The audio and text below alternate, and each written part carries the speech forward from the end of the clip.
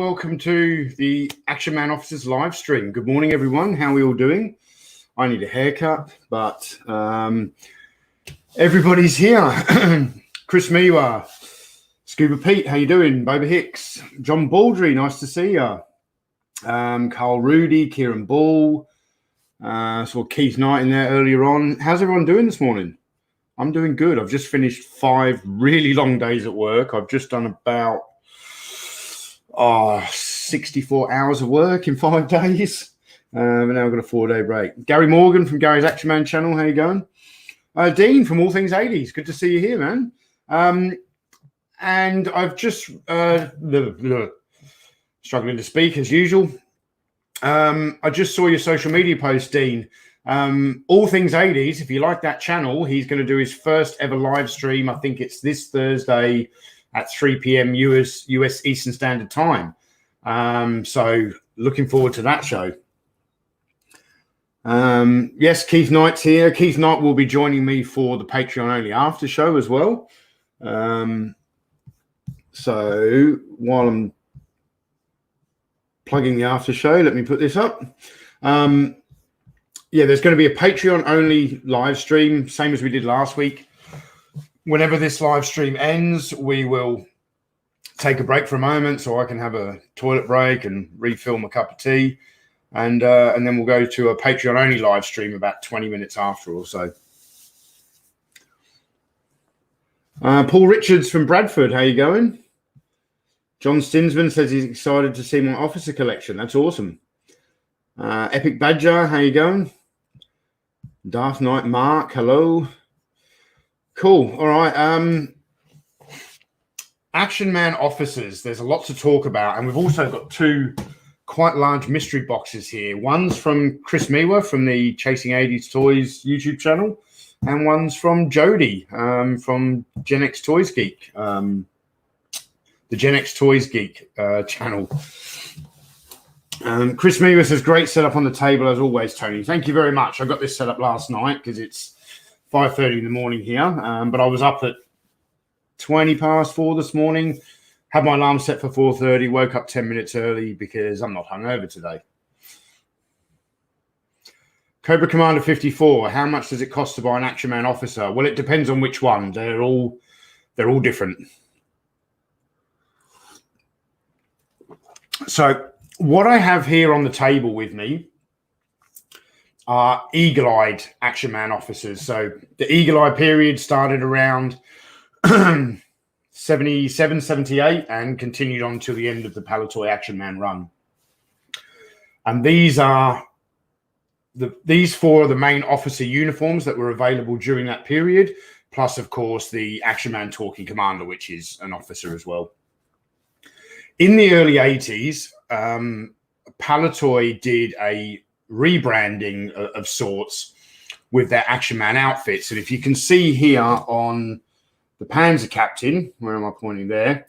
It's got a circle with the officers written in it. And when they did this rebranding, they put the Action Man outfits into 3 different categories. So the soldiers, the officers, and the experts.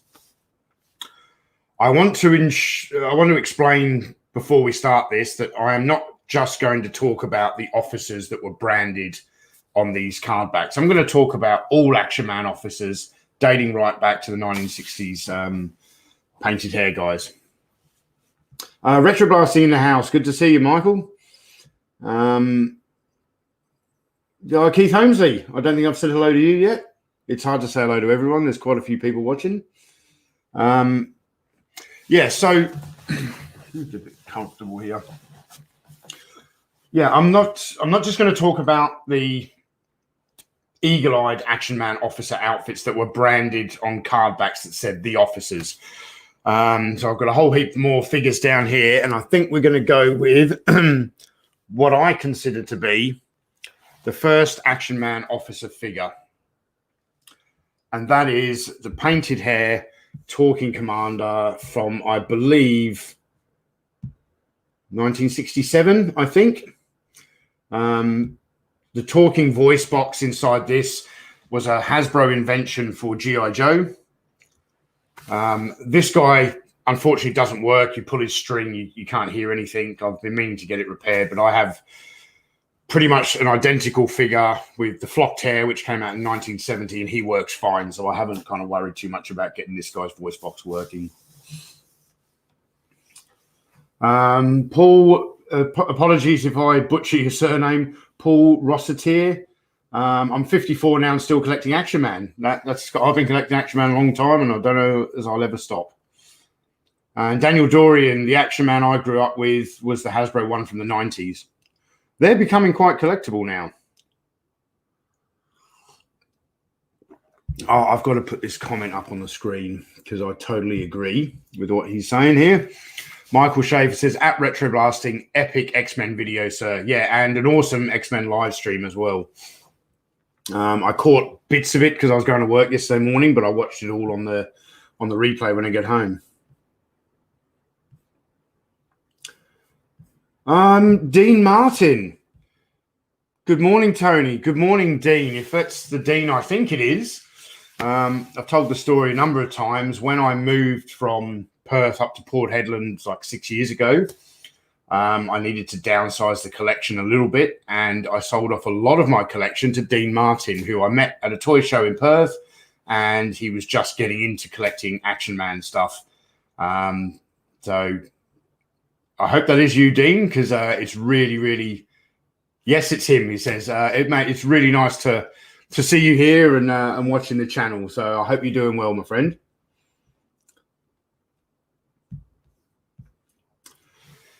Yeah, so what I consider to be the first Action Man officer is the Talking Commander from 1967. And the reason being, this guy came with small metal, like lieutenant bars and captain bars. I say lieutenant because it's American style. If it was British, I'd say lieutenant. And this guy has got captain's bars like pinned into his the collar of his tunic there.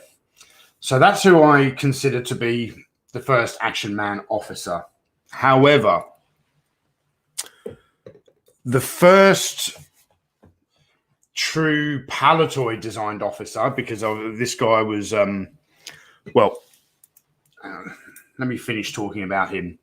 So this guy's boots, trousers, shirt is all from, it's like the Palitoy copy of the basic G.I. Joe action soldier, and they've taken the beret from the American Green Beret, molded it in black plastic, and changed the badge. This is not exactly a Palitoy designed outfit.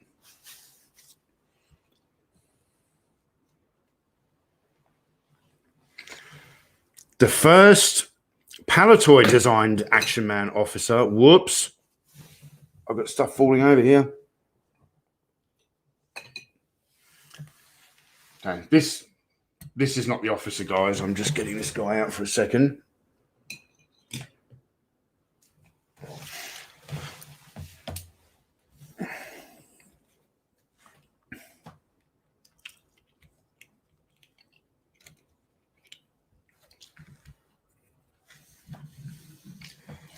So this guy is the German Stormtrooper. First released in 1967 as part of the Soldiers of the World collection, where they did Australian, British, French, the American Green Beret, Russian infantry, and the German Stormtrooper. This outfit was so popular where a lot of the other outfits from the Soldiers of the World kind of died off at various periods during Action Man's sort of career in the 70s and early 80s. This is one outfit that just kept going right through. There's a lot of different variations.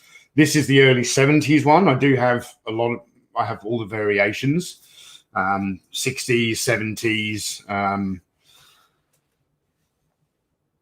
This outfit was so popular that it continued for almost all of the time that Palitoy was producing Action Man toys. So the very first officer that they ever introduced was the German staff officer, which is just a beautiful uniform. Hang on. So I don't like the way I've set my camera up today. I put things on the front of the table and you can't quite see them all. Man of Action says, yeah, that's the German I was asking about. There you go. I've got it here on the table for you.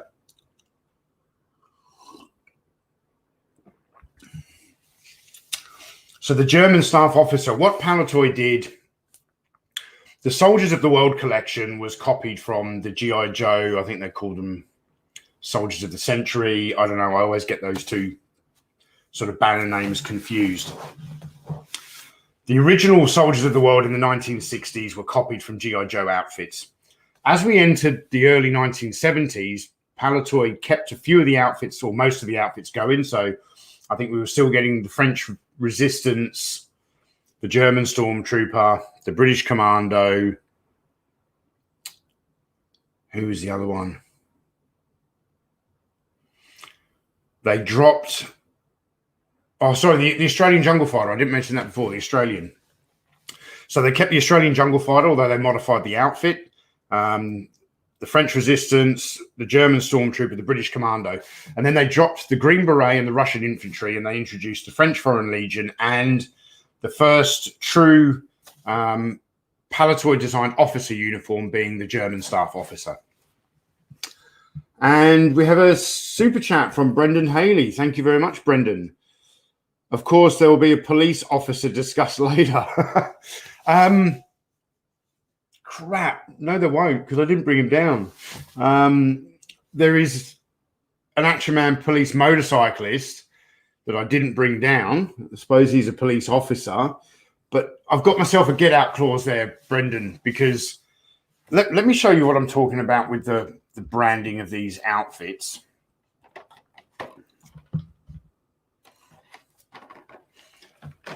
So on the back here, you can see, oh, that's very bright. Very bright. Let me try and change cameras and see if this works a bit better. So, oops, mute the microphone on that guy. That's better. Sorry about that. As you can see on the back of this card back here, they rebranded the sets as the soldiers, the officers, and the experts. And you can see there from the position of the police motorcyclist, he was rebranded as one of the experts. So it's not, according to Palatoy, considered to be an officer uniform. Sorry, Brendan.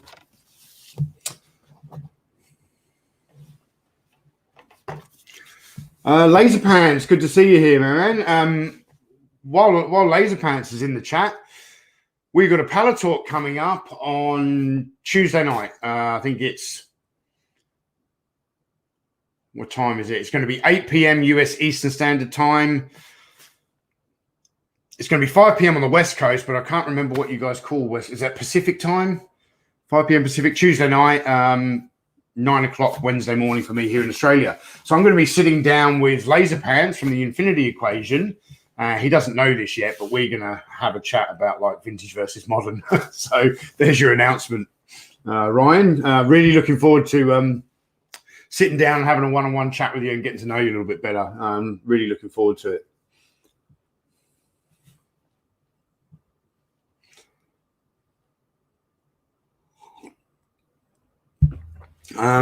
Chris Miwa, love that you got the second camera angle, works I'm hoping it's going to be useful for some of the unboxings. And Laser Pants, yes, 5 p.m. Pacific, that's going to be this coming Tuesday, 2 days time.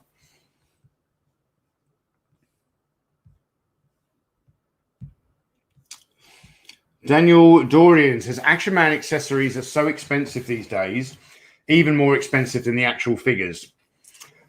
Yes, they are, because the small accessories, many of them are quite fragile. The cloth outfits, you know, kids played with these toys pretty rough back in the day, and the outfits got dirty and they can be very hard to clean. But just to your comment there, where you say the accessories are so expensive these days, they've been expensive for a very long time. I've been seriously collecting Action Man since 1993. And they've been very expensive, I'd say, since the late 90s. Over 20 years, this stuff has been expensive. You know, prices have gone up and down somewhat over the years, but vintage isn't cheap. Kieran Ball, unless you want mint in box or on card, best way to buy Action Man is in job lots. It can be good to get job lots, certainly when you're building up a collection. But I got to a point around the time I was making the Story of Action Man documentary that I had so much Action Man stuff in the collection and so many boxes of spare parts. I just can't keep buying job lots and filling up these boxes of parts. And a lot of what I was looking for, I was never going to be able to get, the complete figure and outfit for the more rarer ones I was looking for in job lots. So what I was having to do there was just stump up and pay the collector's price, pay the value it was worth.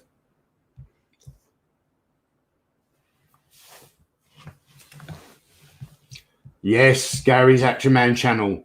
The key is knowing what to look for. Yeah.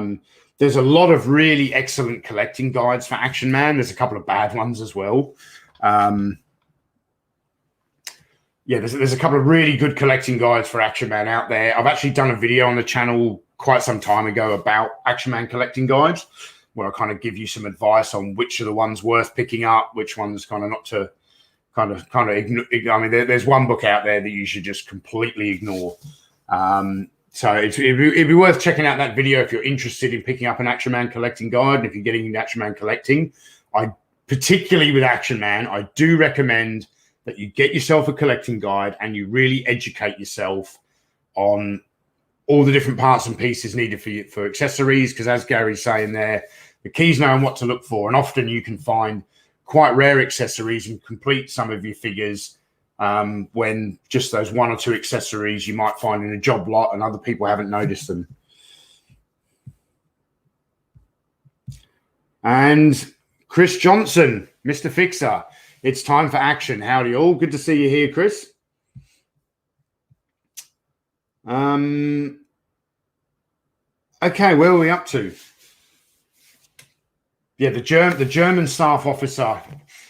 It was the first Palatoy design uniform. I think he looked excellent standing here with the German stormtrooper, and then obviously this the German officer's cap was reused later on for the Panzer captain here, just molded and painted in different colors. Kieran Ball says you also have to be aware of 40th anniversary reproductions if you want vintage. Look, the Action Man collecting community doesn't seem to be anywhere near as, can I say anal? Apologies if that as the Star Wars anti-repro groups. That they're not as harsh on it. And what you also need to understand that the 40th anniversary was in 2006. That's 15 years ago already. 40th anniversary stuff has become just as collectible in its own right and commands very, very high prices. A large portion of the collection that I sold on to Dean Martin when he was first starting out, I had a lot of carded 40th anniversary outfits, and I didn't want any 40th in the collection anymore. I've got a few pieces of 40th, not much. The vast majority of my 40th anniversary Action Man carded outfits were passed on to Dean Martin. Very happily as well, because now I've got a fellow Action Man collector down in Perth, and I've seen over the years he's bought a series of Detolf cabinets. He's got all his Action Man stuff displayed. He bought most of the vehicles I had that didn't have boxes. That was really how I downsized. I got rid of a lot of the large vehicles. That the rule I made was that if it hasn't got a box, I'm going to pass it on. I did make a few exceptions to that rule, such as the German motorbike and sidecar. I wanted to keep that, and I didn't have the box, but that's a smaller vehicle anyway. Paul Richards says the 40th stuff looks great on vintage figures. Yeah, the 40th anniversary figures I think are terrible. They're awful figures. They are good for use for replacement body parts if you're repairing an Action Man figure. But for the most part, with a few minor exceptions, they did do an excellent job on the 40th anniversary uniforms and accessories. And Kieran Ball says, I don't mind the 40th. It's the naughty people that sell it as vintage that I have a problem with. Are they doing it on purpose? Are they uneducated? And at the end of the day, 40th anniversary stuff is that expensive now. There's not that much difference between the prices you pay for that, or maybe for accessories, but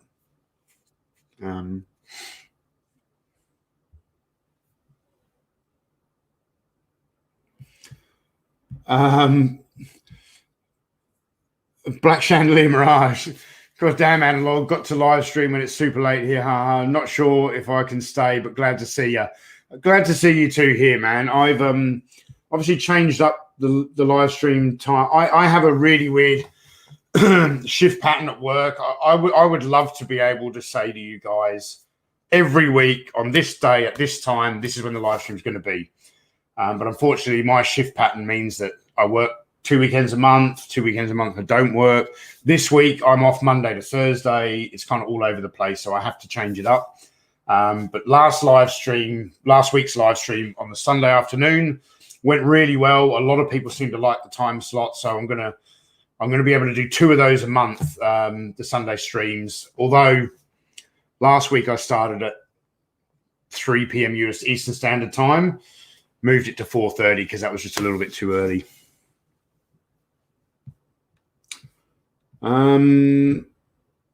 Retroblasting looks like the aggressive anti-repo virus has taken another victim. Possibly.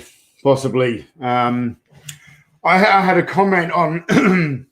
I've done a couple of let's talk about repo toys videos a while ago. I still get people commenting on them occasionally, and I woke up this morning to a comment from a guy who said, I don't know, I can't remember how long ago he started collecting Star Wars. It sounds like he's been collecting a while. And back in the day, he said he was getting so kind of stressed about getting ripped off, by only wanting vintage. It was stressing him out trying to collect Star Wars. And then he just turned around one day and he went, well, why don't I just collect the vintage figures, accessorize them with repo accessories? I'm never going to get ripped off because I know what I'm buying, and everyone's happy. There you go. Scuba P. Tony promised us prawn cocktail flavored skips after this. Unfortunately, Scuba, although Keith sent me like 3 large family bags and a large family bag of Frazzles, me and my son loved them so much that they only lasted till about Wednesday. There are penguins left, though. I've been eating like 4 or 5 penguins a day. I might have to bring a penguin out for the after show. I've got to move this camera because this is annoying me. Give me a second. Can you still hear me out there, folks?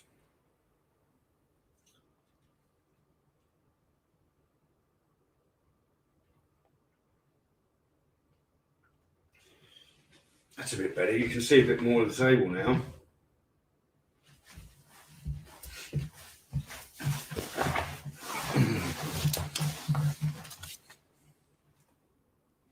Yes, Keith Knight, you're correct. There is absolutely none left. Yeah, we do have some penguins left. So, okay, let's get the German staff officer out of the way. Actually, let's get the German stormtrooper out of the way. Okay, remember before when I was getting confused about the branding name for Soldiers of the Century, Soldiers of the World, and all of that? That's because Palatoy changed it. So when it first came out in the 60s, I'm not 100% confident I'm going to get this right now. I'm supposed to be an Action Man expert, but you know what? I'm not that pretentious to ever call myself an expert or a toy guru or something like that. I believe in the 60s, it was the set of 6 outfits, the Australian, British, French, all those guys were Soldiers of the Century. And then in the early 70s, they changed it to the Soldiers of the World. Let me get up the close-up camera and we'll show you the artwork here. Look at the artwork on that box. Now, I've talked a lot in videos about Dave Barnacle being a fantastic Action Man artist. This, I don't believe, is Dave Barnacle art. It could be, but this was like 1971 or something like that. This outfit came out.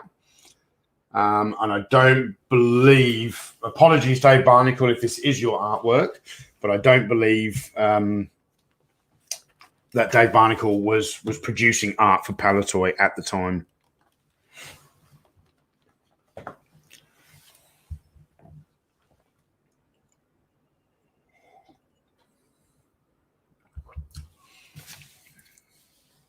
Loving the dual cameras, says Scuba Pete. Thank you very much. Black Chandelier Mirage says the Panzer Captain outfit is amazing. Thank you very much. We're going to talk about him in a moment. What I'm doing, I'm kind of trying to go chronologically through this, through all of the different Action Man officer outfits.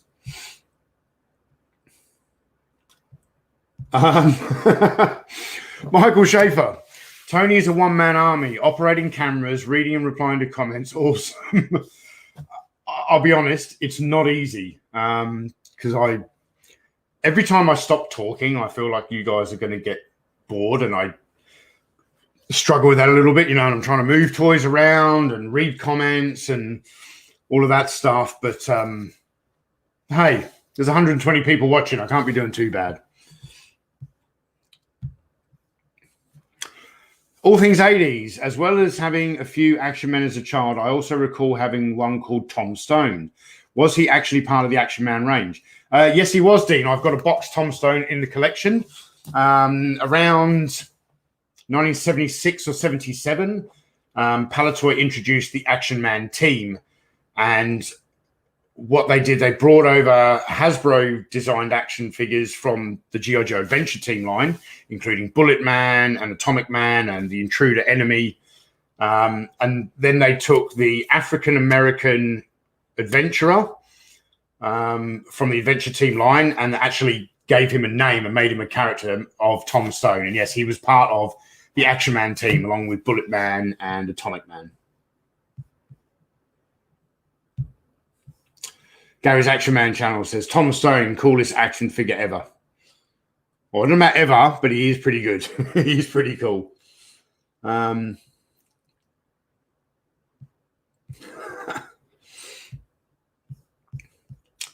really like a Gulag Officer Michael French. I might have to make a custom of that.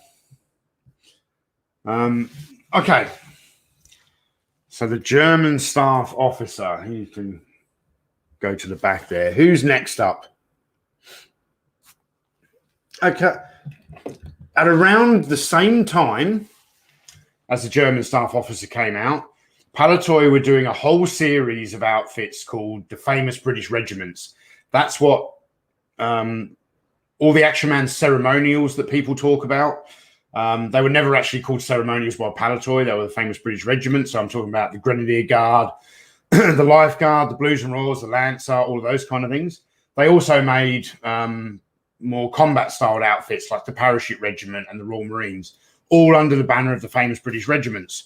And one of them is the British officer in dress uniform. I really like this. He's got his Sam Brown belt. And what I mean by a Sam Brown belt, for those who don't know, and apologies if I butcher this history, the Sam Brown belt is, so he's got a brown leather belt with a crossover shoulder strap, which I believe was designed by an officer named Sam Brown, who had an arm amputated, and he used to struggle to draw his sword from its scabbard, being only one-handed.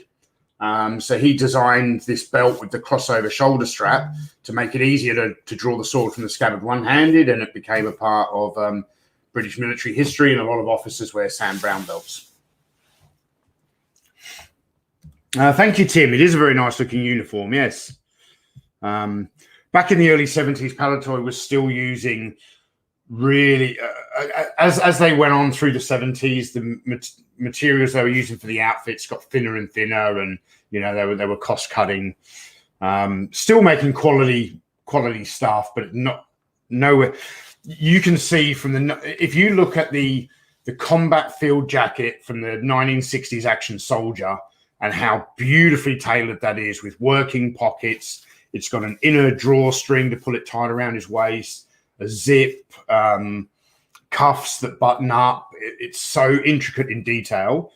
And then you move along to this guy, like the British officer here, where there's nothing on the cuffs. The pockets are fake. They're just stitched on pockets, and just some press studs to do the jacket up.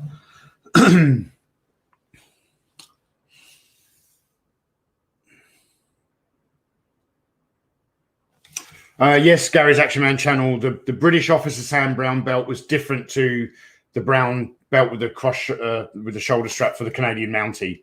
Very, very different. There's a lot of detail in this. Let's get the close-up camera back again. You can see under here. Can you? There's some like buckles and straps, which is where if he was to carry a sword, that's where it would attach. The scabbard would attach there. Scuba Pete, thank you very much for the super chat. He says, for Jody, if he were here, just cause. Thank you very much. Unfortunately, Jody messaged me yesterday. He's not able to make the live stream tonight. And I was like, man, I've got this huge box from you here. And he's like, it's okay. I'll watch the after show. But he has a very good reason for not being here. He's catching up with an old friend that he hasn't seen for a long time. So, Jody, I hope you and your friend are having a wonderful evening, wherever you are and whatever you're doing.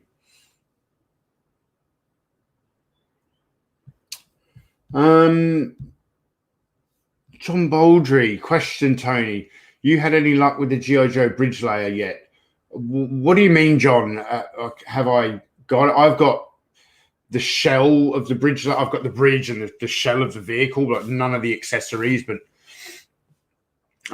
because that was a G.I. Joe vehicle that was kind of never brought into Action Force, not that I remember anyway, it's kind of not on my radar, not something I even want to collect. So...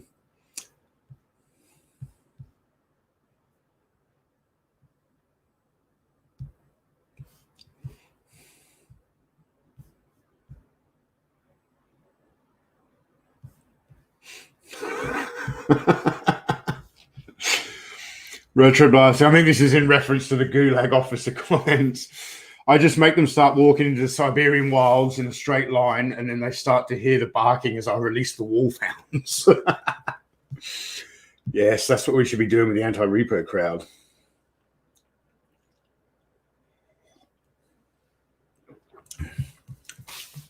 Wrong one. Oh, wrong one again. Anyone want a job? I'm not going to pay you. I'll pay you in penguins and cups of tea. I need help doing this. Yes, Michael, some people don't know the difference between a gulag and a stalag. Oh, God. I'm all over the place. The chat's moved. I moved the cursor over the chat I either want to put up or put down, and then every time I click on it, the chat jumps and I put a different one up. This is hard work, folks.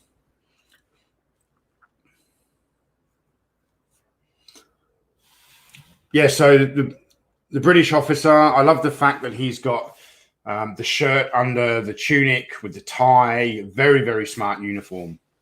And very, very British. Tally-ho, chaps. Then in 1974, I want to say, let's just say the mid-70s,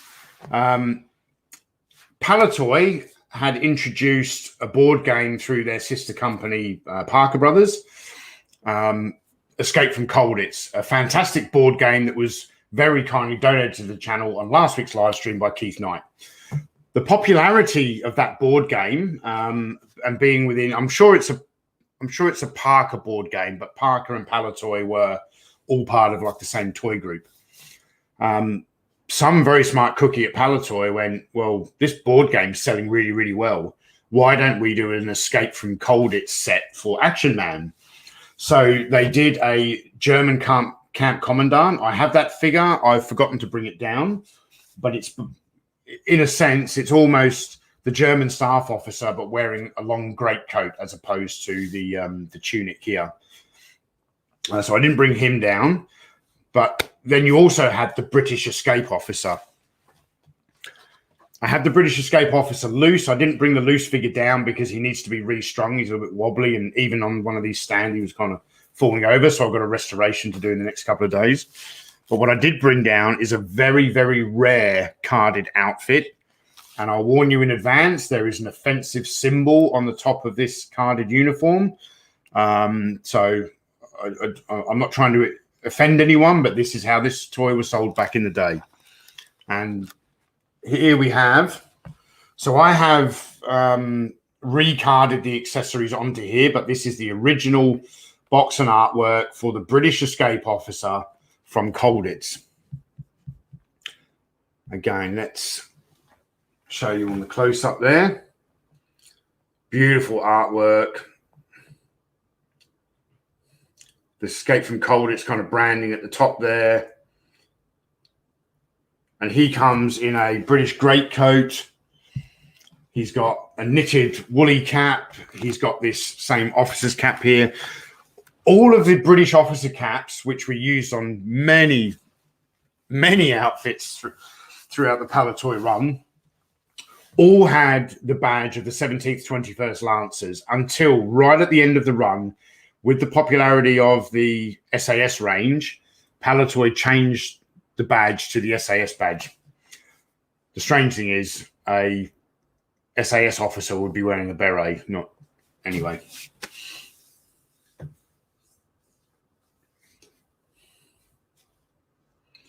Wolfie says, oh man, that stocking cap looks so real. Yeah, it's actually a knitted woolen stocking cap. And yes, Kieran Ball. Yeah, I don't know why he says history should never be censored. Exactly. This is just, it's interesting. I think but people should understand that back in the 1970s, there was some controversy over this, but this was, Palatoy were able to sell that outfit, the German staff officer. Then there was a boxed set of Colditz with the escape officer, the German sentry, and a sentry box with all of that branding, you know, and they were selling it to kids in the 1970s. Yes, history should never be censored. But, you know, if people are offended, I did want to warn them beforehand, that's all. But I'm not going to apologize for showing that on the stream. I'm certainly not going to put that on the bloody thumbnail of the video or anything, but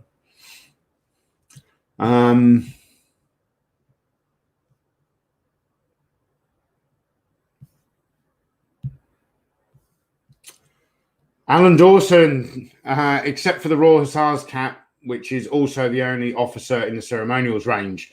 Yes, I didn't bring him down because we'd already talked about him in the ceremonials live stream a while back. But yes, you're correct. That's another one of these officers' caps. Also, in this range, there was also a military police officer.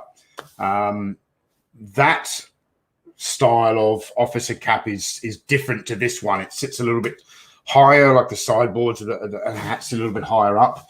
The reason I didn't bring him down is because the outfit was called Royal Military Police, and within that outfit, you got some stickers to put sergeant stripes on his arm, so 3 chevrons on his arm. A sergeant is not an officer, which is why I opted not to bring him down. I think you could make him the outfit into an officer, but you know the one I've got, sergeant stripes, it's not an officer. Daniel Dorian says this chat's moving faster than Lewis Hamilton at the Grand Prix. I don't know. Have you watched a retrobasting live stream lately?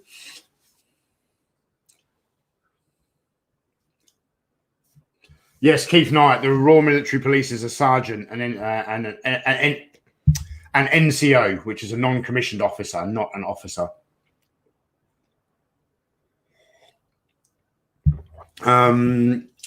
Project Zircon. Did Palatoy make a handlebar moustache for the officers? No, they didn't. Action Man figures were available either bearded or clean shaven, so a full beard or clean shaven. If you've seen photos online, there are a number of different industrious collectors out there who have bought the equipment and figured out how to reflock Action Man figures. If you get an old Action Man figure and some of the hair's missing, you can send them the head. They will completely strip away all of the old hair and then reflock the hair. But then you can actually ask for specific customized. So I think not too long ago, I had the Action Man 7th Cavalry outfit here, and I've had it custom made with like a black goatee because I wanted him to look a little bit like Matthew Broderick from Glory, even though that wasn't 7th Cavalry. I know that, but. Oh, yes, and Gary's Action Man channel, there was a quite rare figure, the sharpshooter footballer, that came with sideburns, just like me. I actually have the same haircut as the Action Man sharpshooter footballer. Short cropped hair and sideburns. Where was I up to? God, I've still got a few to go here. So, talking about this, so this officer's cap was first introduced either on this outfit or the Action Man Talking Commander. No, it's probably this outfit. So the first Action Man Talking Commander, which is the first figure I pulled out, has this black beret.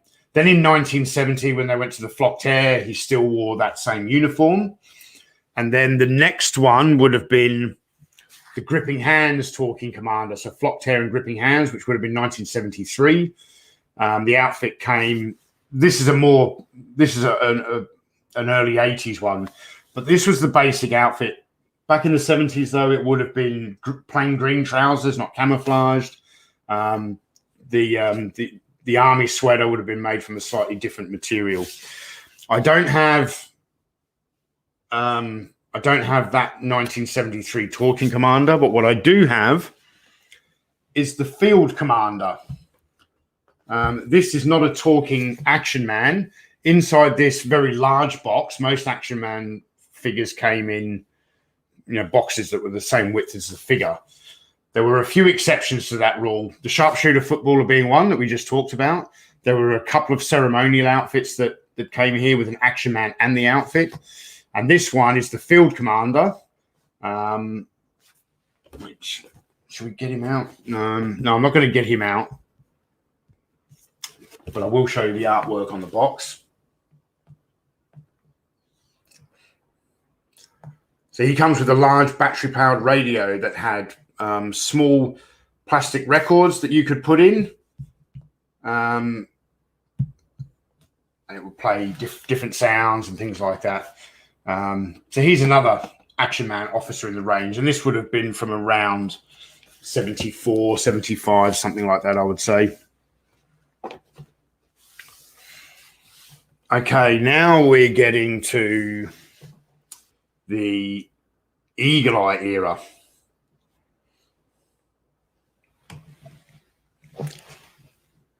And if anyone says that I miss any officers today, I got home from work. I went to work yesterday at 5 o'clock in the morning. I didn't get home till 6:30 at night. That's a 13.5-hour day. Sat down, I had dinner with the wife, and then I was rushing around trying to bring everything down. So I think I got every officer in the collection.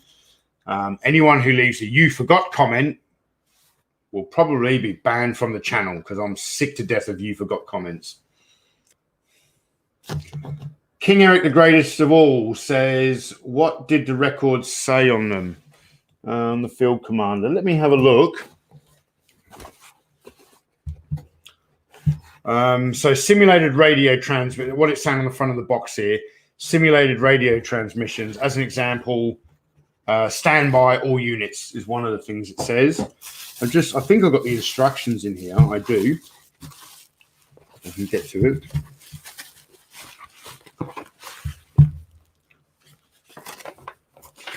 The Action Man Field Commander with talking radio pack. And it doesn't tell you the things it says. And I've never listened to it, to be honest. May have to try that out one day. Maybe we'll even see if we can get it going on the Patreon only after show. Sorry, Patreon only live stream. That's what I'm calling it. Patreon only live stream. World Made of Cardboard. Good to see you here.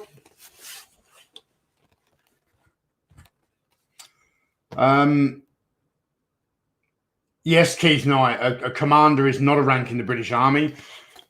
A field commander would most likely be a major, would be his rank, something like that. But a field commander really could be anyone from a corporal up to a captain, major.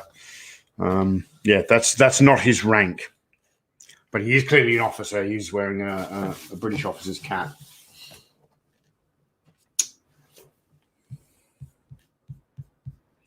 Alan Dawson says, I think the phrases are listed in the Francis Baird book. That's the book I was talking about earlier that you should just not ever have in your collection. It's one of the few things the book is good for. I don't have any confidence whatsoever that whatever phrases are written there in that book would actually be correct. Everything else in that book is wrong.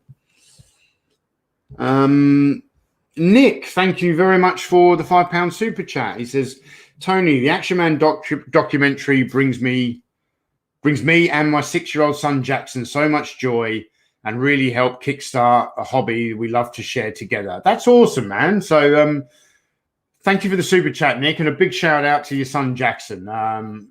Really pleased to know that he watches the show.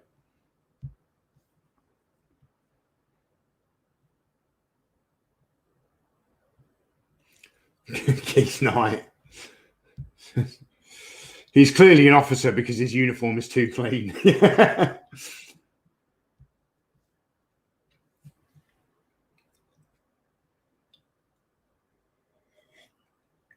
Okay, where are we up to now? Yeah, so now we get to the Eagle Eye era, and this is, as I said, is when they rebranded everything as either soldiers, officers, or experts. The first one of these to come out, though, was the Battle of Britain Pilot, which is this was originally released on a locker box card. Take his goggles off there. When I pulled this guy out of the cabinet last night, I discovered that the elastic, can you see that?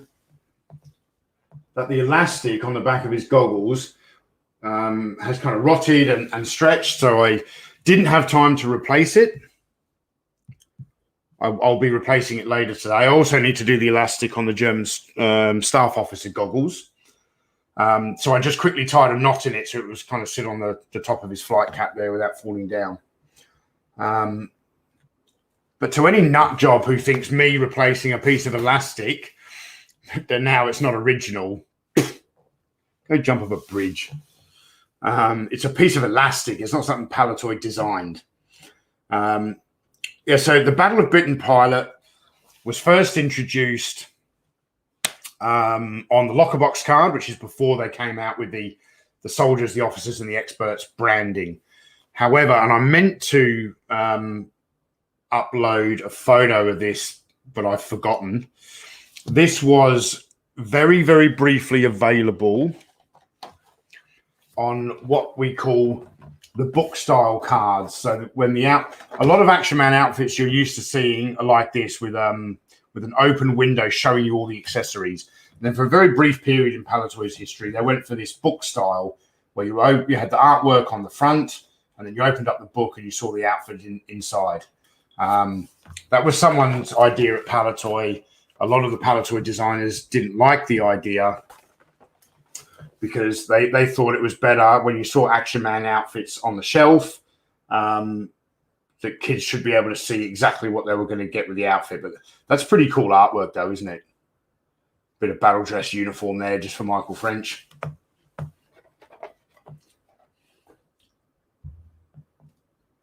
There's a uniform inside. with a bit of information about the British Major. We're jumping across to the British Infantry Major now, but we'll talk more about that in a moment.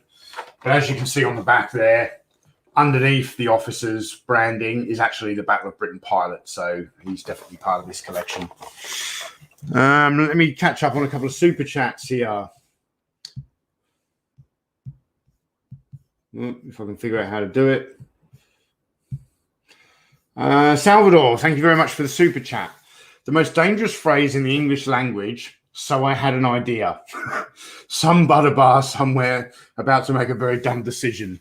For British viewers who don't know what a butter bar is, a lieutenant, or what I call a lieutenant, in the American military, their rank is signified by a single bar, and they call it a butter bar.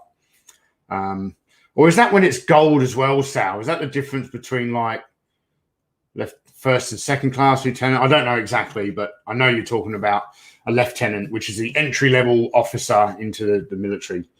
And we say the very same thing about British officers, I'll be honest with you. A world made of cardboard. Thank you very much for the super chat. How accurate were the officers' chevrons insignia on the Action Man toys? I had a 12-inch Hasbro Duke from the 90s that botched his rank insignia. No, they were pretty good. The British officer I had, like in the dress uniform just before, he came with a sticker sheet where you can actually put the different like epaulette bars on. I don't have any on that particular figure at the moment, where you could make him different ranks. You know, he could be all the way up to being a colonel if you wanted to.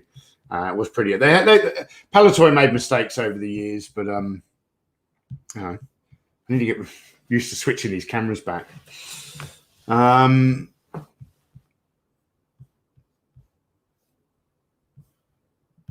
George Aitken, the most dangerous phrase in the British Army is, I have a cunning plan. So that's the most dangerous phrase when you go out on the piss with British Army soldiers, I think.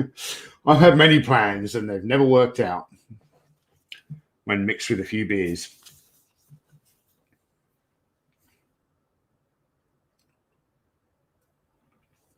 Yes, so sorry, we're onto the Eagle Eye era. So the Battle of Britain pilot, as I said, was introduced in the Locker Box range, which would have been around 1979, I believe. And then with the rebranding, Palitoy very wisely decided to the yin to the yang, so to speak, and they produced the German Luftwaffe pilot. An outfit that I had when I was a child. I didn't have the Battle of Britain pilot. I had the Luftwaffe pilot. Both of these pilots have unique boots. These are not the same jack boots as the German Stormtrooper. So make sure when you're collecting this, because a lot of people, these are much harder to find, these boots, than the standard German Stormtrooper jack boots. So if you're collecting these, ensure that you pay extra attention that you're getting the correct boots. Back to the close-up camera again. I need a TV producer. You see there's some like molded buckles on the top, and the boots don't flare out enough. In the German Stormtrooper boots, the jack boots, they kind of flare out slightly at the top, enough that you can actually carry a stick grenade down the leg of his boot. You would not get a stick grenade into these without splitting the boots in half. They're a much tighter fit.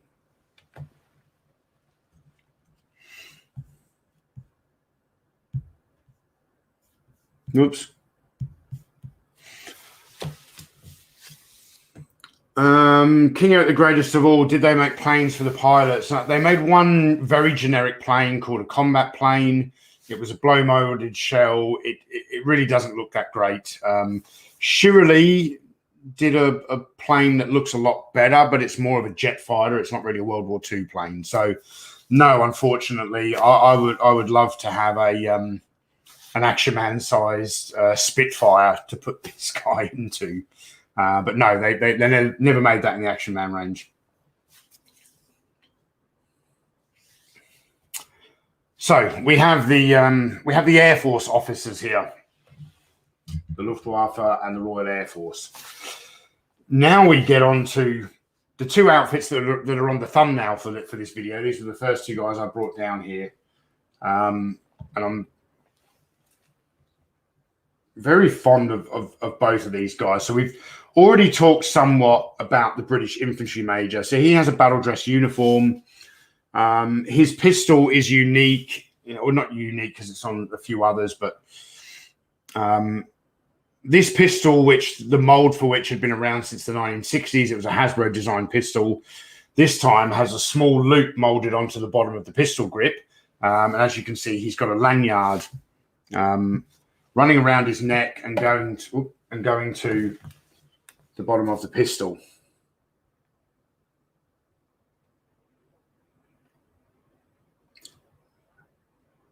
Very, very smart looking.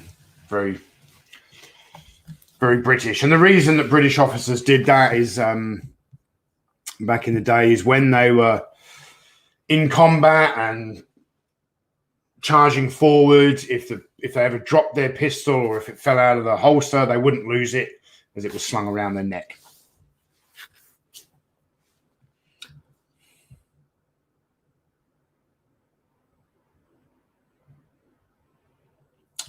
John Baldry says Luke was a commander, Han a captain, Lando a general. So whose rank was higher? General's the highest. In this context, I would say general's highest. Then Luke as a commander, and then Han. Well, he was like captain of a ship. Didn't Han become a general as well in Jedi? Someone in the chat knows the answer to that for sure.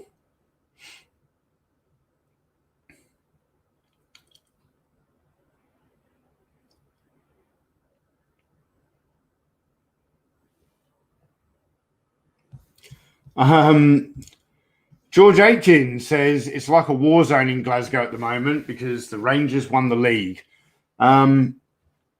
So to any Glasgow Rangers fans out there, congratulations. Well done. Is everyone trying to have a big party and social distance at the same time? Are they, George? So the British Infantry Major, this outfit was sold on a book style like this and on the window box like this. And so is the Panzer Captain, available on both styles.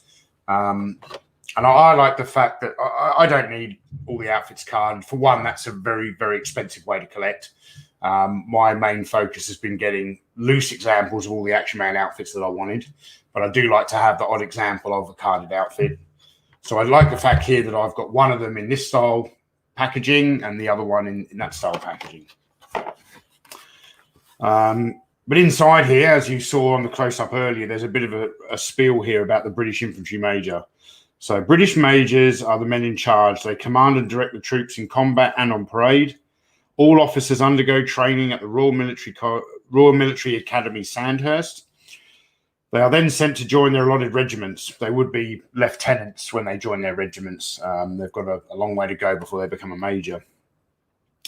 This infantry outfit is the battle dress of a British major in World War II.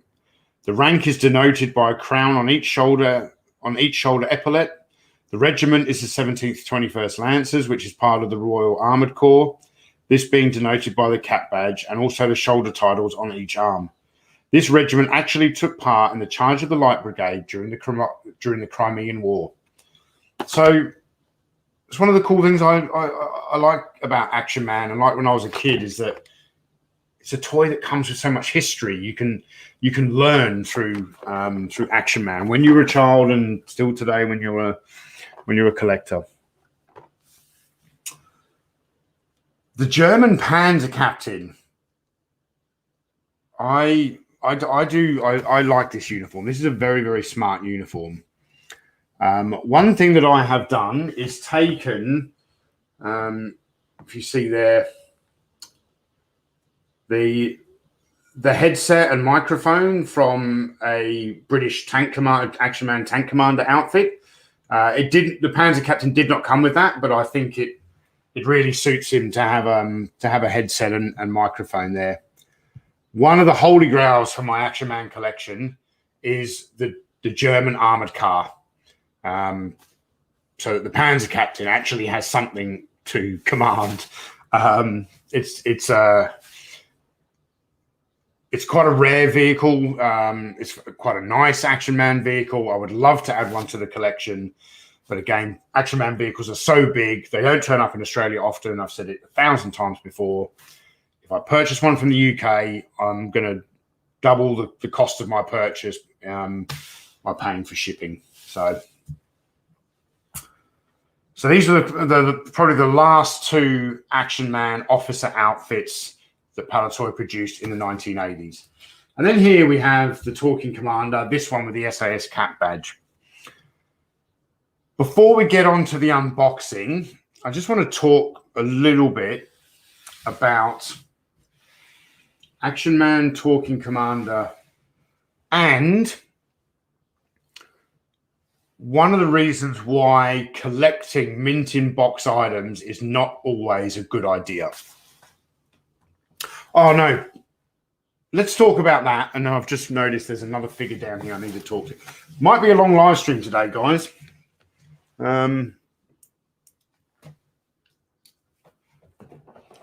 Okay, there is one more figure to talk about. Just before we do that, I have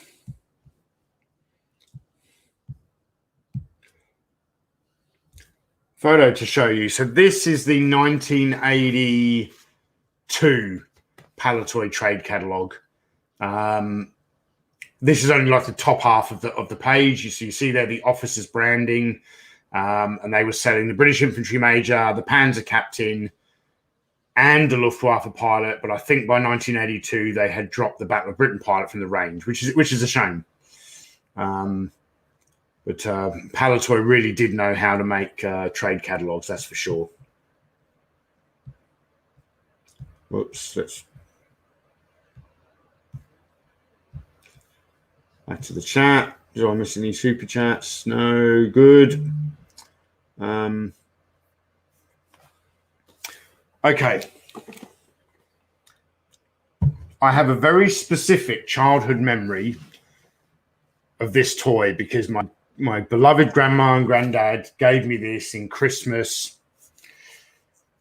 83, I think it was. And I specifically remember this box. And when I was heavily collecting Action Man, obviously these days I don't pick up that much Action Man stuff. I'm off collecting other things. I made about 5 or 6 vintage Star Wars purchases last week. But when I was heavily into collecting, this was one boxed figure that I desperately wanted to get. And I wanted to get it in really good condition. This is what we call a mint in sealed box Action Man. This has never been opened. Even though the tape on the top, how well you can see there, the tape on the top of the box has rotted and fallen off. Actually, this shows you better on the bottom there. Over time, the plastic just kind of rots and deteriorates and just falls off. You can see like that's ready to go. When I got this, it was still sealed with tape top and bottom. Over the years, you know, we can't escape time. It's what happens. I have never opened this box because it is a mint in sealed box. The unusual thing with this box, as I said, a lot of Action Man boxes were probably only about so wide to fit the Action Man. This and the Space Ranger Talking Commander have an opening flap to display a window box. Let's take a look at what's in the window. Oh, look at that. Action Man's head has fallen off. It's a very common issue with eagle-eyed Action Man figures. There's a rubber connector that holds the neck joint on, and I've even done a video showing you how to replace the neck post on an Action Man figure using some corded elastic. I don't know. I don't really care if this has affected the value. I still wanted this in the box, but now I've got this mint sealed, never opened box. I need to break the seal to get in there and repair this.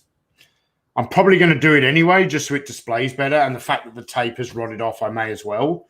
But this is why, depending on the type of toy, it's not always good to collect mint and sealed box items. for example, carded G.I. Joe action figures. I used to have a collection of around 10 carded G.I. Joe action figures. I think I've only got 2 left in the collection now. I've sold them on because I know in another 10 or 20 years' time, those O-rings are just going to turn to complete dust and the figure's going to collapse down inside the bubble. What's the point? I may as well move them on now while they're still in good condition. So, yeah, I thought that was something worth discussing around collecting mint in sealed box items. I think I missed a super chat before. Yes, Brian Dillingham, thank you very much for the super chat. As always, Brian Dillingham sends me a $2 super chat almost every live stream for the Black Series and or Valorverse habit, full force. Thank you very much, Brian Dillingham.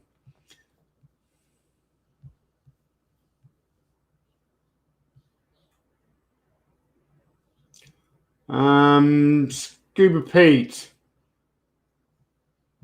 you having issues with the chat? I'm sure.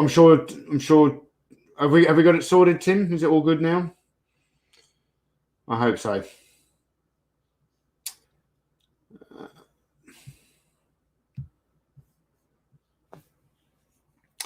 Alvaro McTeddy, why did Palitoy never think about making World War I Action Man?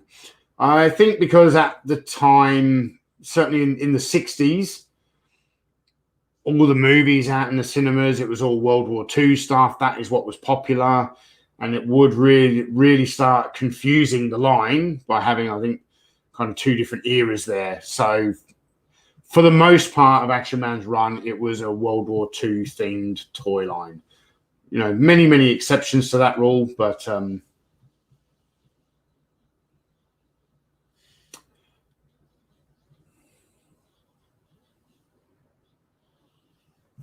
yeah, Scuba Pete says, cool, and rubber wetsuits crumble just like the real world.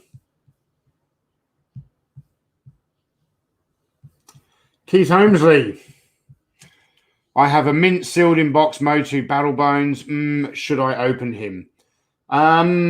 It's at the end of the day, Keith, it's your collection. You do whatever you want. But personally, I don't think the Motu Battle Bones is exceedingly rare, whereas mint and sealed box one's probably a little bit more rare. So I would wait around until you can find a loose one and then have both, because they're not that hard to come by, the Motu Battle Bones.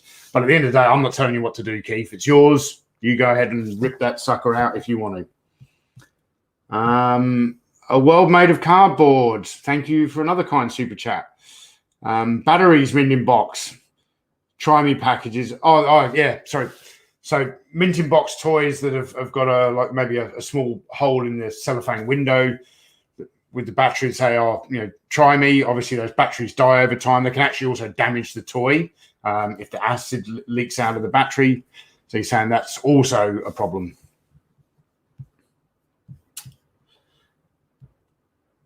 So yeah, there is one more Action Man outfit that I need to talk about. A legendary, mysterious, intriguing outfit that's fascinated Action Man collectors for a very long time. And that is the Afrika Korps officer. This photograph is taken from the 1981 Palitoy trade catalog, so a year before the photo that I showed previously.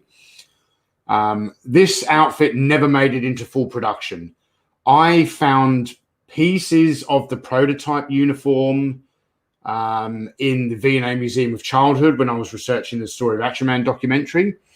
So a lot of people have made customs of this outfit.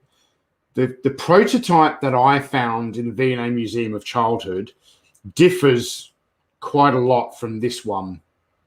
It was in a plastic bag. The tunic, I should say, was in a plastic bag, and it had the same shoulder boards that come with the Panzer Captain, which indicates to me that Palitoy were planning to put the shoulder boards on this uniform, but also on the cap of the Afrika Korps officer, there was like a bright green band painted around the hat in between like the short peak of the cap and then the main kind of desert tan color of the top of the cap. So that black strip you can see there with the sort of round badge in the center, that black strip on the Palitoy prototype that I found at the VMA Museum of Childhood was painted in a bright green.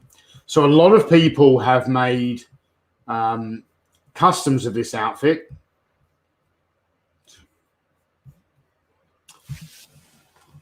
Excuse me for a second, I'm just getting something out. Don't worry, I haven't just had a heart attack and fallen over while I'm not on camera.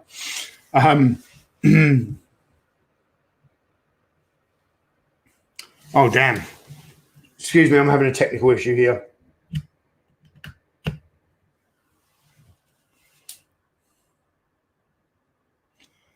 Uh-oh, I've lost my camera.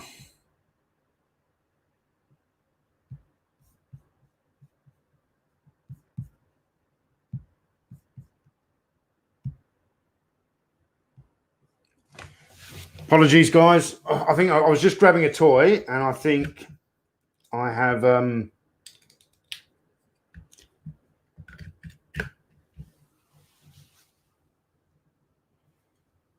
What in the hell is going on here?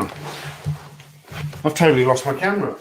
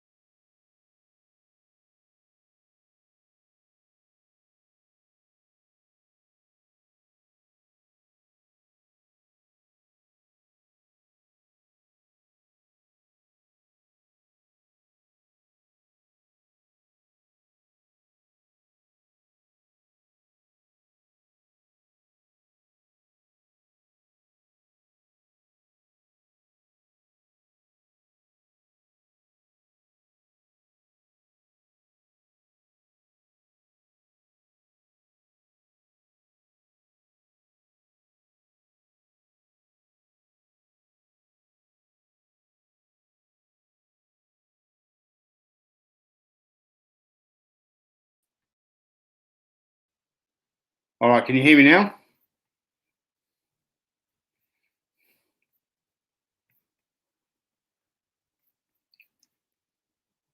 Okay, it's working. What the hell happened there? I bumped the cable for the camera and I can't get it working again.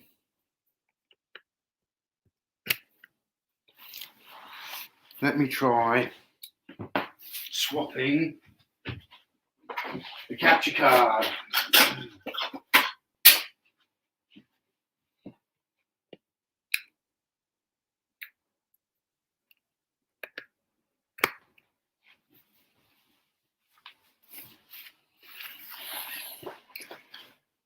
That didn't work.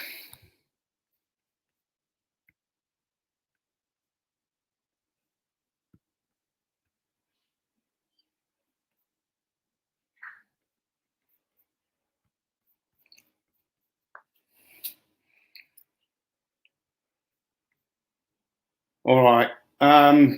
Really sorry, guys. Give me 2 seconds. I'm going to, I think the close-up camera is going to stay on, but I'm going to jump out of this a second.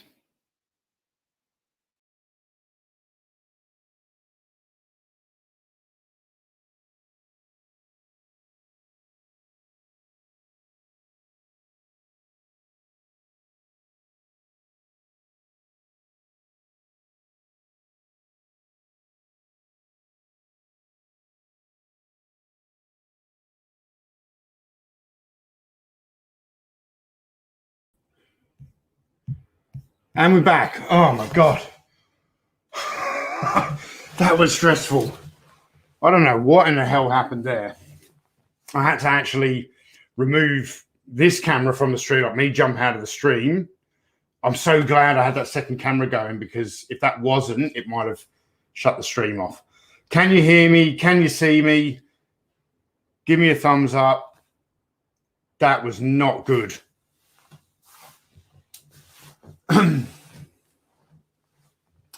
Kieran Ball says, feels like a retroblasting live stream. Yeah, the only difference is I don't have Melinda, Tim, and Aaron to help me try and fix this stuff. But we're good. And now we're back. Here is my custom of the German Africa Corps officer. Oh, all I was trying to do was get him up on the table. Yeah, so this is a very kind of infamous outfit, I would say. Not infamous. A very famous Action Man prototype that never made it into full production. So you'll see people have often asked me why I have this green band around the Africa Corps officers cap.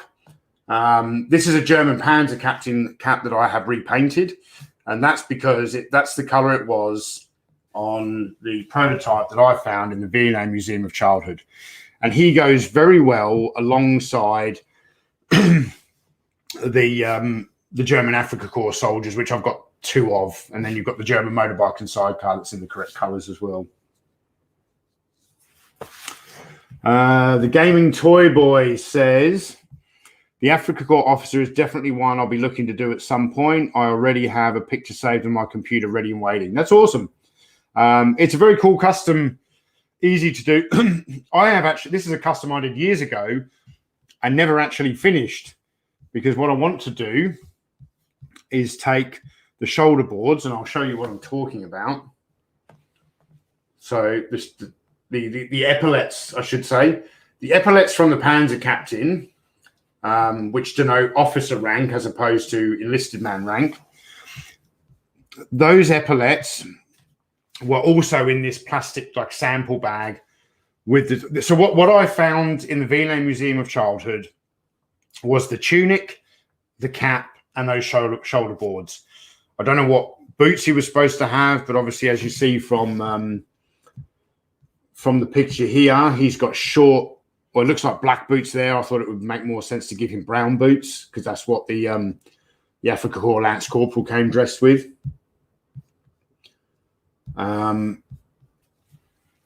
Yeah, so it was only like the top half of the uniform was what I found. I didn't find the trousers. There was no belt. So what I've done here, I have taken the brown belt from the Russian infantry uniform from the 60s, swapped out the buckle, so it's not the Russian buckle, it's the German silver buckle to create the belt. The brown pistol holster, I believe, is a custom from Cotswold Collectibles. And then this is a binoculars case, also taken from the 1960s Russian infantry outfit. Although I've used the belt and the binoculars case from that uniform to complete this, the binoculars case in particular is quite hard to find, quite expensive. I don't recommend picking one of those up and cutting it up. I actually found one that had a broken, the Russian binoculars case actually has like an over-the-shoulder strap. I found one where the strap was broken, so I was able to fold each side of the strap down, kind of glue it back on itself and make belt loops, so it hangs from his belt instead of being... Alan Dawson is asking, were the shoulder boards exactly the same as the Panzer Captain? I'm pretty certain they were just Panzer Captain shoulder boards, but bear in mind, it was 10 years ago. I've got a photograph, Alan. I can send it to you after the Patreon only live stream in a couple of hours. I'll send it to you. I've got the original photo. I did some Photoshop work to it when I put it into the Story of Action Man documentary, but I've got the original photo that shows the cap, the tunic, and the shoulder boards. I'll send it to you so you are aware. Okay. That's the Action Man officers, guys, and we've got some boxes to open, so I need to clear a bit of space here.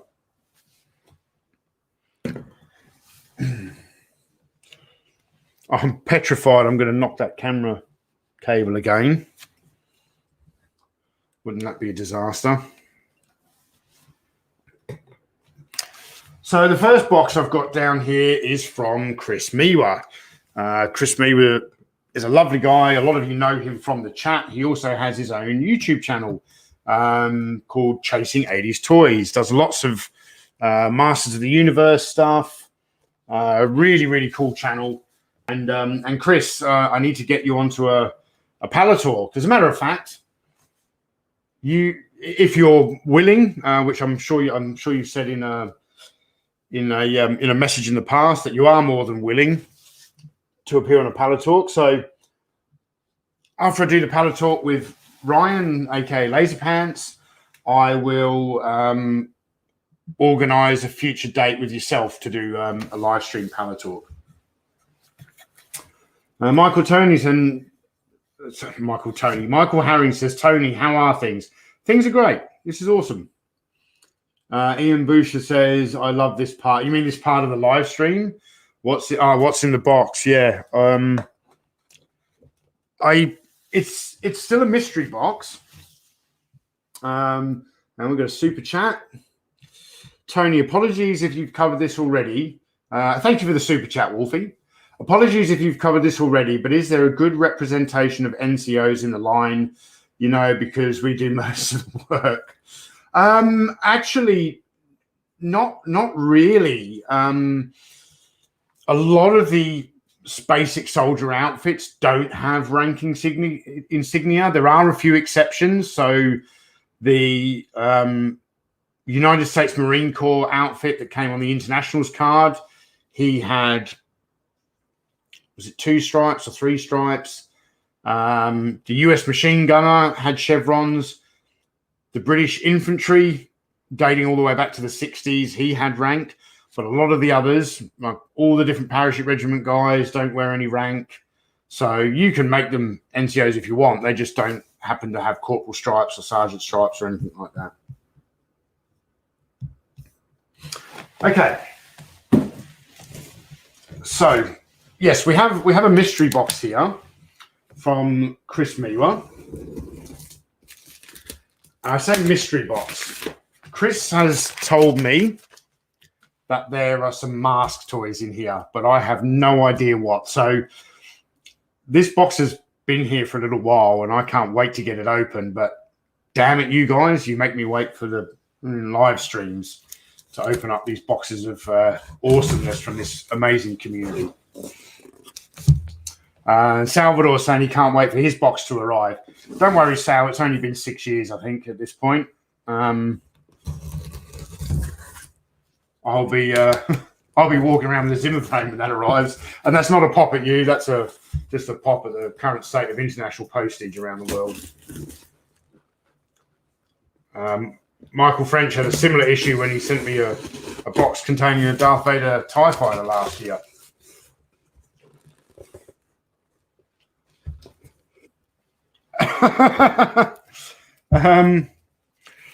So Chris has got a note inside the box. He says, to the customs department, first of all, thanks for keeping our borders and world a bit safer. You do great work out there. This box contains some old childhood toys and a gift. Please take care when checking the contents of this box. The toys are very old and fragile and could get damaged if not handled with care. Thanks again for your hard work and have a good day. I've never known anyone to do that before, Chris, but that's an awesome idea. I do get some boxes, and when they arrive, they have big green stickers on them. It says open for inspection by Australian Customs. This one has a small green safety sticker that just says it's been x-rayed. So I think they x-ray them, and then if they see anything, then they open them. If anything pops up on the x-ray, but obviously nothing popped up on the x-ray on this one. Oh, there's a peanut. Tony, here is something to start your mask collection, mate. This toy community is so much more than just the toys and memories we love. I feel lucky to call you one of my friends. Keep up the great work. Always crack on, mate. Greetings, your buddy from the Netherlands, Chris Miwa. I've got a lot of buddies in the Netherlands. Thank you very much for the kind letter there, Chris. Also, for those of you, if you're not a top tier patron, Only the top tier patrons got to see this unboxing video. Last week or the week before, I unboxed a Ghostbusters Firehouse from the Real Ghostbusters Kenner toy line. That came from the Netherlands. What is this? Stroop waffles? They look good, man. This is obviously something native to the Netherlands. Is that the correct expression? Thank you very much. I'm going to eat some of them on the Patreon only live stream. Oh man, no way. I was just talking the other day about Condor being the only masked toy I had when I was a child. And it's Condor. With the figure and the... Man, this is in really nice condition.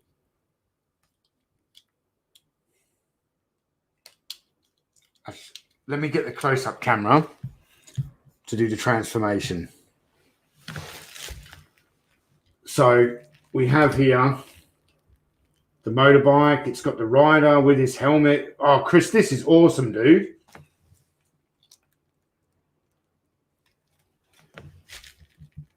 This is the only masked figure I had when I was a child. So we've got someone in the chat here, Broken Wolf 68, saying Stroop waffles are amazing. I can't wait to dig into them soon. So to do the transformation here, you've got like a stand that holds the bike up at the bottom. Pull that down, becomes skids, pop up the sides, and it becomes a helicopter. That is amazing. Thank you so much, Chris. That's all you needed to send me: Stroop waffles and Condor, and I'm a happy man. And I'm a happy man. But there's more in this box.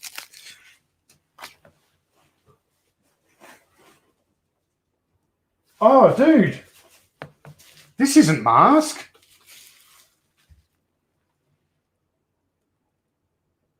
Is this Origins? Yeah. He-Man Origins Teela. This is awesome. I've got from Scuba Pete, I got He-Man and Man-at-Arms. Now I've got Teela. Very cool. This is a nice figure. Very nice. Thank you very much, Chris.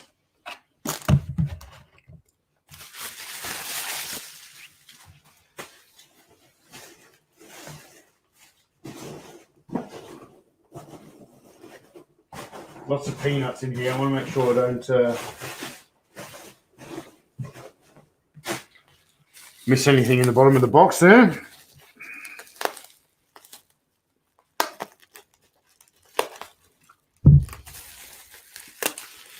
Sorry, Scuba Pete says so.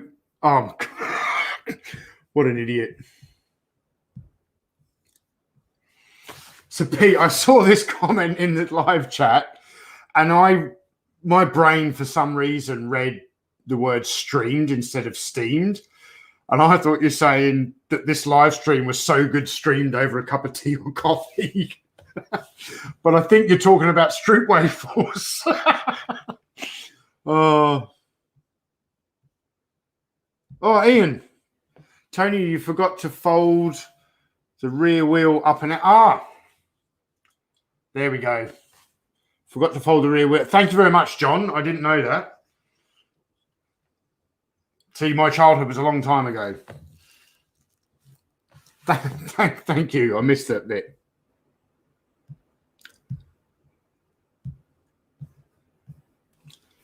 Deep stream to perfection. Daniel Dorian, you're asking me about the firehouse. He's saying, is the firehouse in good condition? It's in very nice condition. All the accessories, all the stickers.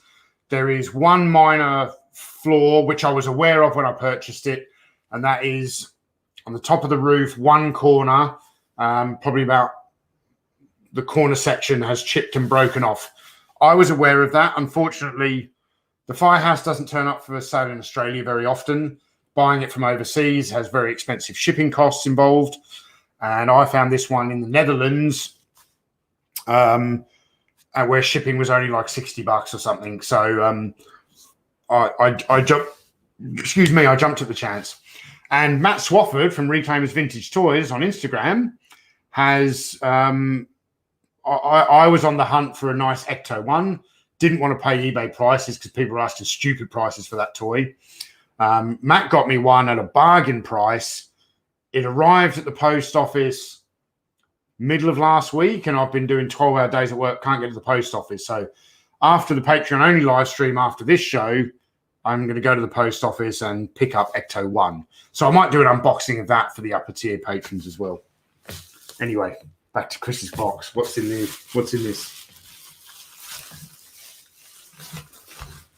Oh, dude. It's Thunderhawk. Awesome, man. Thunderhawk. I'm trying to remember how this goes. Button. So the button pops up the back. So this gold wing door doesn't want to stay in place, so I can do a restoration there. That's all good. This is a classic mask toy. I need to familiarize myself with the transformation though. What? So the rear spoiler pops up.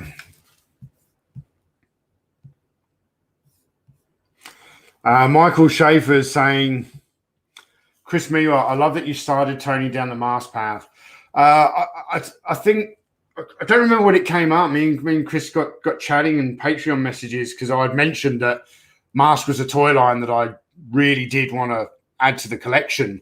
Just kind of didn't know where to start. And I think Chris sneakily knew that if he sent me a mask toy or two, that would be it. A bit like Black Series. I picked up 3-4 Black Series figures in Kmart, and now look, I've got like 40 figures in the space of a year. So Thunderhawk. What else happens here? Is that button? Oh, I see. So these gold wing doors should be spring loaded. When you push this button on the top here, the rear spoiler should pop up and the doors should pop up. I reckon I can repair that because the springs are still there. They're just a bit worn out. Yeah, we can repair this. I'm looking forward to restoring this toy. Something that...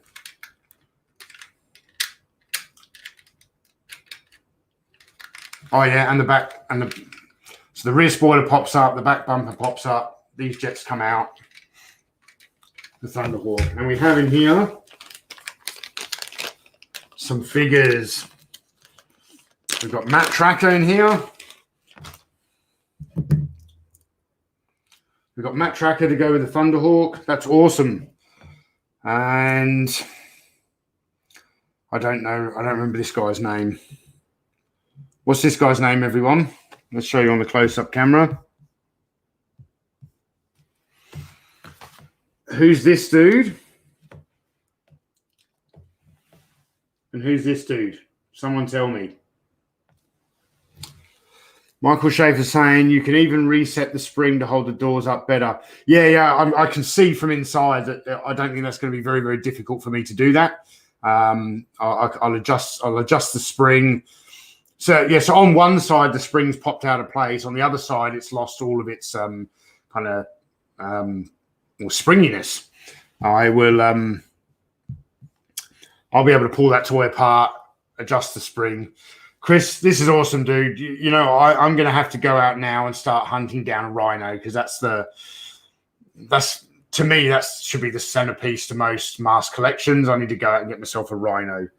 And if that was your plan, because you want me to make mask videos, we're on the right track here, brother, because that's what I'll be doing. I'll be out hunting more mask toys after this. Thank you very, very much, Chris. I'm looking forward to the Stroop waffles. Hopefully it's not... No, it shouldn't be too late there, is it? I've changed the time of the stream. Michael Shea saying the Rhino is epic. Yeah, I always wanted the Rhino when I was a kid. My friend down the street had it. Played with it a ton of times. Never had one myself. So Chris, I hope you're on the Patreon only live stream after this, and we'll get into these Stroop waffles. All right, we've got a box here from Jody, and the box is massive. Let me just show you. Look at this, fragile all the way around. I think I'm going to leave it down on the floor here to open.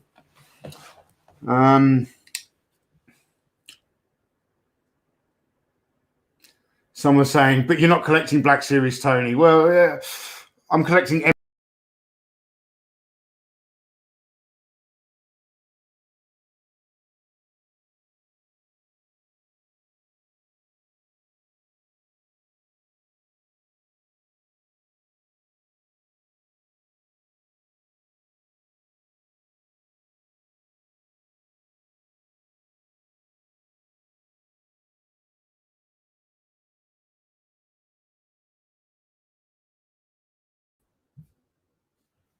I don't know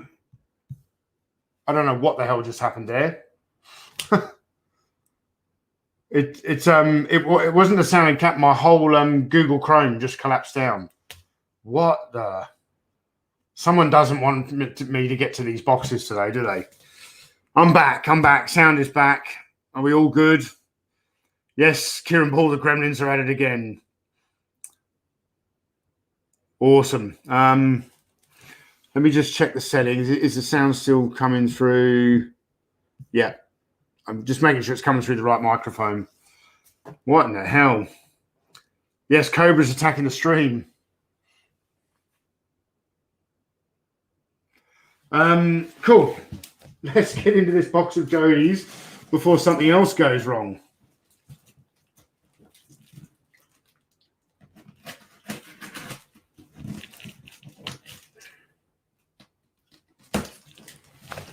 There is so much tape around this box, it's going to take me a while to get it open.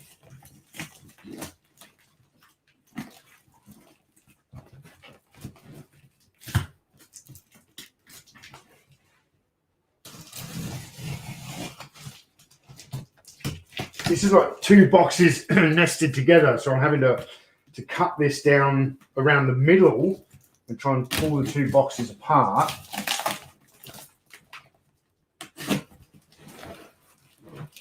What the crap?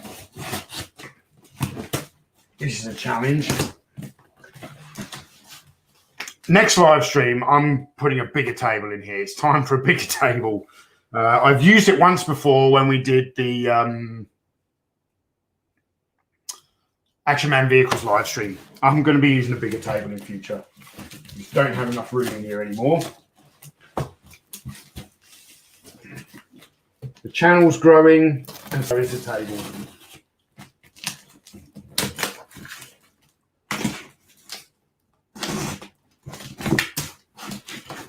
All right.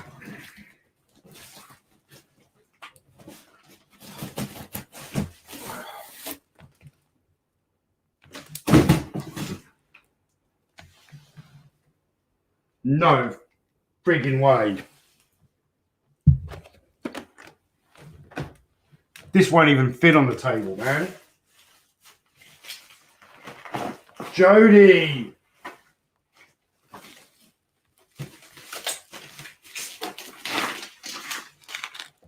Look. Do you remember that video where I completed the collection of International Heroes and I said I was going through wrapping paper like a wood chipper? I'm doing that here. This is the Christmas gift that I got in 1987. The Cobra Hydra foil. Damn, Jody.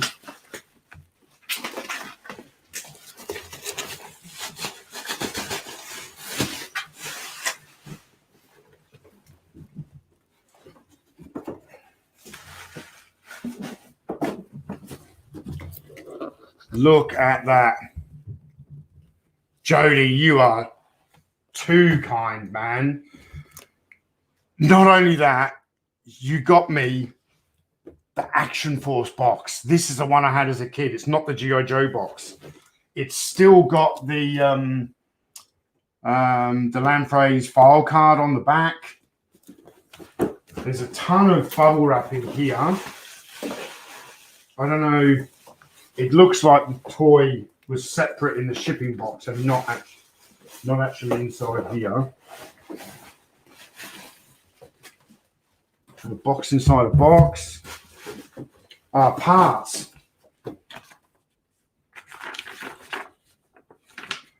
We've got photocopies of the instructions here. I reckon I remember though.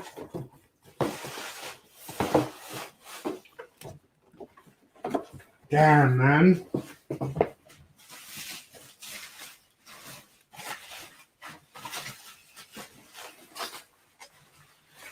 And here it is.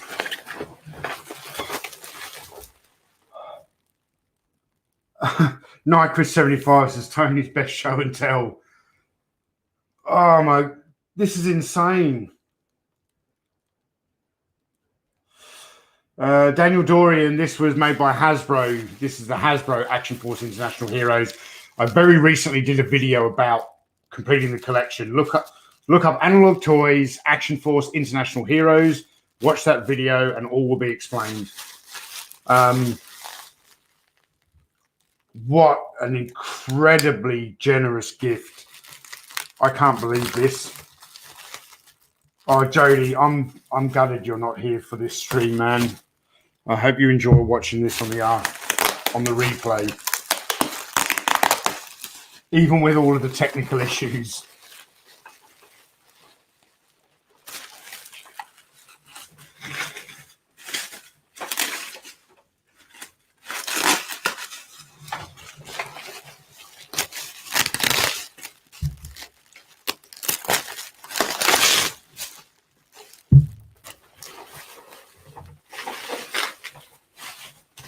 It's a Cobra hydrofoil. We're going to be able to get this thing out.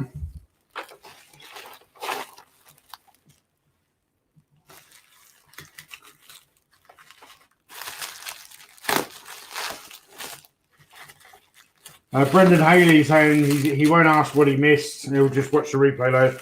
Well, Brendan, you've missed two major technical issues where we lost picture, then we lost sound, then we lost everything.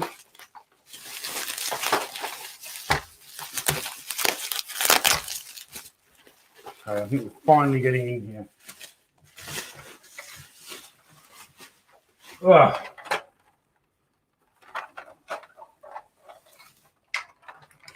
It's the Cobra hydrofoil. Oh, it's in nice condition too.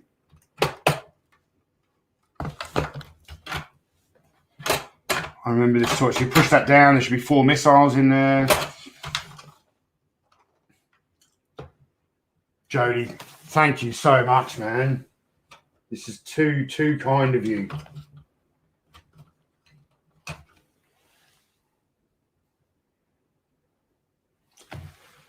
So I think for the Patreon only live stream, we're going to put together the Cobra hydrofoil. We've got a box of parts here. Well, it says parts on the box anyway.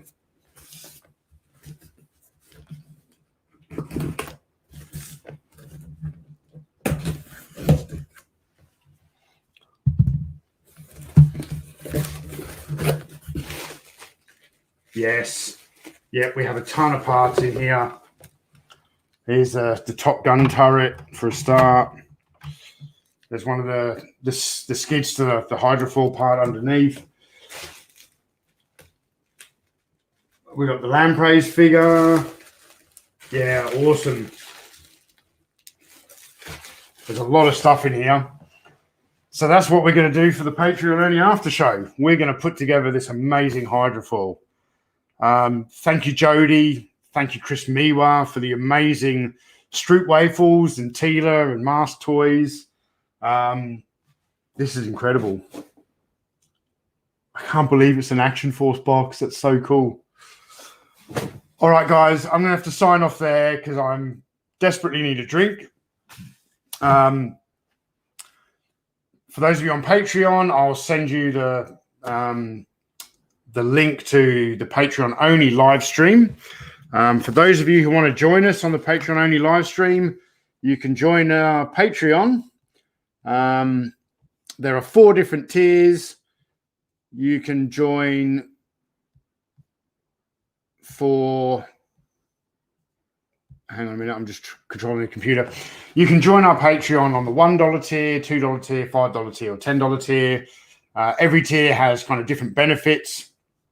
There's a lot of extra content, particularly for the upper tiers, but anyone, doesn't matter what entry, you can just join for $1 a month and you get access to the Patreon only live stream, which will be in about 15-20 minutes after this. Salvador says $1 a month goes a long way, yeah. And if you want to be able to join us on Patreon, the link is scrolling along the bottom there. You put www.patreon.com/analog_toys, and there you go. Jeff saying, great job, Tony. Enjoy the stream. Have a nice evening all. Awesome. This is amazing. Well, I need to do a bit of tidy up, and I'll see you guys on the Patreon only live stream in about 20 minutes.